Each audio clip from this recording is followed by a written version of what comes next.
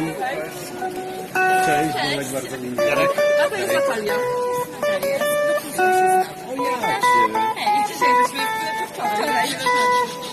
Bo to jest tak, że to się nagrywa każdego.